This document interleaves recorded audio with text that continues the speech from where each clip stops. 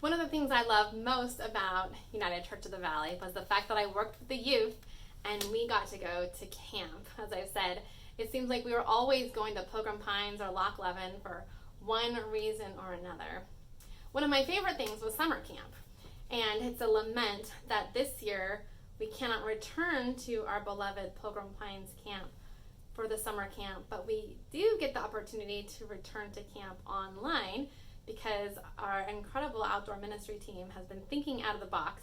So if you are a parent of a youth or a child, or you are one of our youth or children, we still have a camp opportunity for you, and you can sign up. Just go to pilgrimpinescamp.org and order your camp in a box, and you can get either the camp in the box or you can get camp in the box and all the online wonderful activities. That's what my daughter will be doing this summer.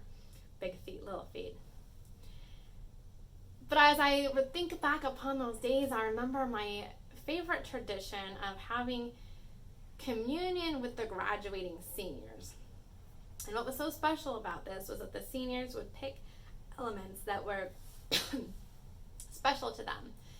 Things that were common and part of their lives, but things that had meaning. And that when they would take up those elements, they would make those holy in that moment. And in the next future encounter, where they ate or drank of that very food or drink, they would remember their communion experience and return to the holy again. So I always loved that. They wouldn't use ordinary things. Some of my favorites were In-N-Out French fries and Dr. Pepper because it made the world taste good. Chocolate chip cookies and milk because of how comforting they were. Or peanut butter and jelly sandwiches. They came up with all sorts of things that had meaning for them, that they enjoyed, and that then later, when they left that holy space, they would eat it again and be holy in that moment. And so, this morning, and as I've told my church for the last several months, you're invited to go find whatever communion element speaks to you. In fact, that's exactly what Jesus did when he picked bread as the element that he used, and the very simple wine.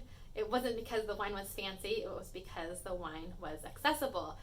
That little bit of fermented grape made it possible that they wouldn't get sick drinking the wine. So it was everyday common and something that everyone would have in their household. So as we begin our communion, I am so mindful of those special days I've spent at Pilgrim Pines Camp and days I know I will spend again, of the faces and smiles of the kids that are now all old and grown up that I worked with some 15 years ago with all of you. And I'm mindful of the way that each of us can take the simple and the ordinary and make it holy. So I am going to use bread, but you are invited to take whatever element you have at your home and to lift it and break it. As Jesus lifted and broke the bread before his family and friends, and recognize that this bread is broken. It is broken like our world. The system of justice in which we live is broken. It is broken like our hearts. It is broken like our bodies. Jesus' body would be broken, his heart too. And even as he broke the bread, he knew all of this. It said, come to this broken bread and be whole. Come and be healed. And let this food sustain you so that you can go be church to this hurting and broken world. And likewise, he took that simple cup and lifted it and said, this is the cup of blessings. May your blessings overflow. May you always thirst for this cup as you thirst for justice.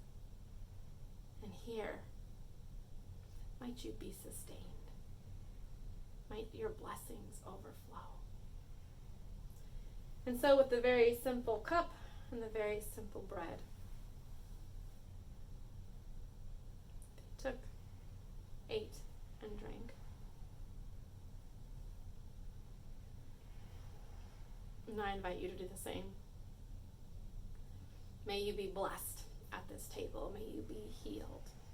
May you be sustained. And may you go do the work of God that is hard and heavy. But may you be the church of Jesus.